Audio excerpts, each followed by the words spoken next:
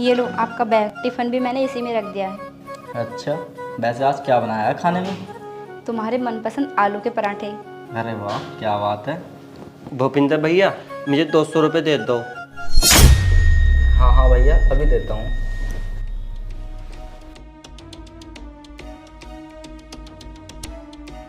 भैया छुट्टे पैसे तो नहीं है, आप एक काम करो, ये 500 रुपये रख लो। अरे नहीं नहीं, मुझे 500 नहीं, मुझे तो 200 ही चाहिए बस।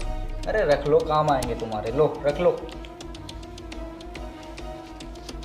ठीक है। ठीक है भैया, मैं जा रहा हूँ ऑफिस, शाम को मिलते हैं, ठीक है।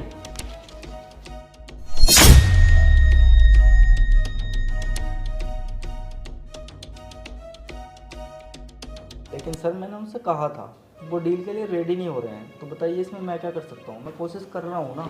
भूपिंदर मुझे 200 रुपये चाहिए। एक सेकंड सर, भैया बैग रखा है ना, इसमें से ले लो। नहीं नहीं, मैं ऐसे तेरे बैग में हाथ नहीं डालने का, तू खुद दे देना मुझे। अरे भैया आपका और मेरा अलग अलग है क्या? ले लो इसमें से, अभी मैं बिजी हूँ। हाँ सर। ठीक है।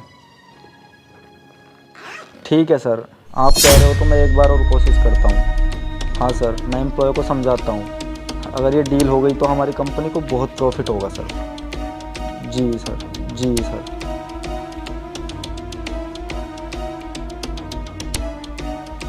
यस, मेरा भी इसमें बहुत फ़ायदा होगा, प्रमोशन हो जाएगा मेरा। भैया हाँ ले लिए पैसे? ले लिए। ठीक है। हाँ सर, कोशिश करते हैं ये डील हो जाए तो हमारी कंपनी के लिए बहुत अच्छा होगा। Okay sir, okay bye. वो 200 रुपये बोलकर 500 रुपये ले गए। आखिर तुम उन्हें कुछ बोलते क्यों नहीं हो? नहीं तो तुम्हारी प्रॉब्लम क्या है? अरे भैया 200 की जगह 500 रुपये ले गए तो क्या हो गया? है तो सब उनका ही ना। अरे क्या मतलब सब उन्हीं का है? तुमने ना उन्हें बिगाड़ कर रख दिया है, जब देखो पैसे लेकर चले जाते हैं और पता नहीं इतने पैसों का करते क्या है। तुम्हारी वजह से ना बिगड़ चुके हैं वो, जब देखो इतने पैसे खर्च कर देंगे वो, और हमें तो पता भी नहीं होता इतने पैसों का करते क्या है वो, और बोझ और बन गए हमारे सर पर। बस नीतू, बहुत बोल लिया तुमने और बहुत सुन लिया मैंने। भैया कोई बोझ नहीं है, आई बात समझ में ना। मेरे माँ बाप के जाने के बाद ना भैया ने ही मुझे संभाला है, अपने बच्चों का दर्जा दिया है उन्होंने मुझे, तो मेरा भी फर्ज बनता है कि मैं उन्हें अपने बाप की तरह रखूं। और माँ बाप का भी बोझ नहीं होते, नीतू ये बात ध्यान रखना, समझ में आया? और जब मैं कॉलेज जाता था ना। भूपेन जी भैया। कॉलेज जा रहा है ना, तो रुक,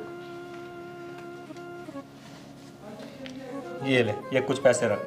नहीं भैया, इनकी ज़रूरत नहीं है। रखना, मैं कह रहा हूँ, रख इन्हें।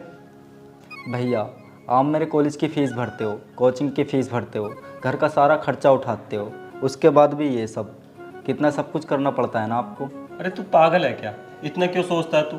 तू मेरा छोटा भाई है, अगर मैं तेरे लिए नहीं करूँगा तो किसके लिए करूँगा? सुन, मैं तुझसे बहुत प्यार करता हूँ, तो तेरे लिए जो भी करता हूँ ना, दिल से करता हूँ। और अगर तेरा मन कर गया दोस्तों के साथ जाकर पार्टी करने का, या दोस्तों के साथ जाकर फिल्म देखने का, कुछ खाने का ही, या कुछ अर्जेंट में कुछ सामान खरीदना पड़ गया, तो उसके लिए पैसे तो चाहिए ही ना, समझा? और सुन, पढ़ाई में कॉम्प्रोमाइज़ नहीं चाहिए मुझे बिल्कुल भी, अपनी पढ़ाई को बिल्कुल अच्छे से करना है, ठीक है? चल छोड़ देता हूँ मैं तुझे। ठीक है भैया, चलो। हाँ।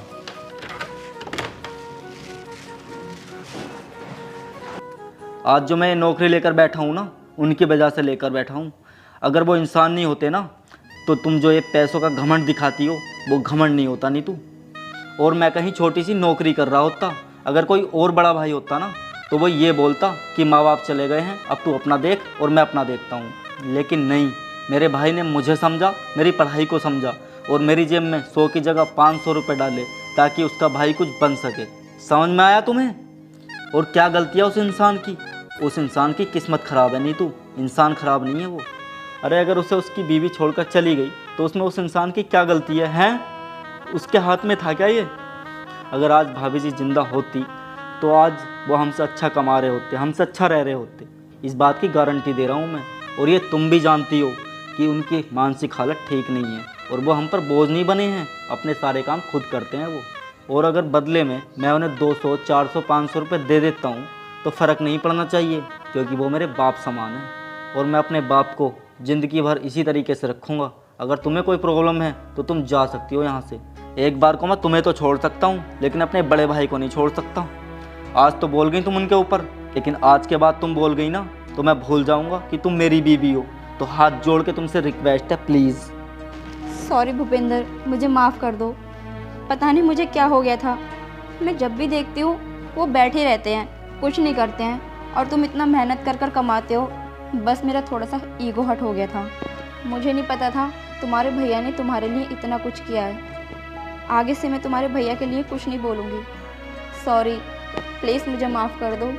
देखो नीतू, मैं सिर्फ इतना कहना चाह रहा हूँ कि मेरे पेरेंट्स, मेरे माँ बाप जिंदा होते तो तुम उनकी भी तो सेवा करती। तो तुम मेरे बड़े भाई को बड़ा भाई समझो ही मत, उनको बाप की तरह मानो, समझी?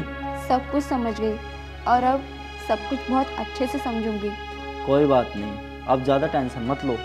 सॉरी यार, मैं भी कुछ ज़्यादा ही बोल गया। नहीं नहीं, मेरी ही गलती थी।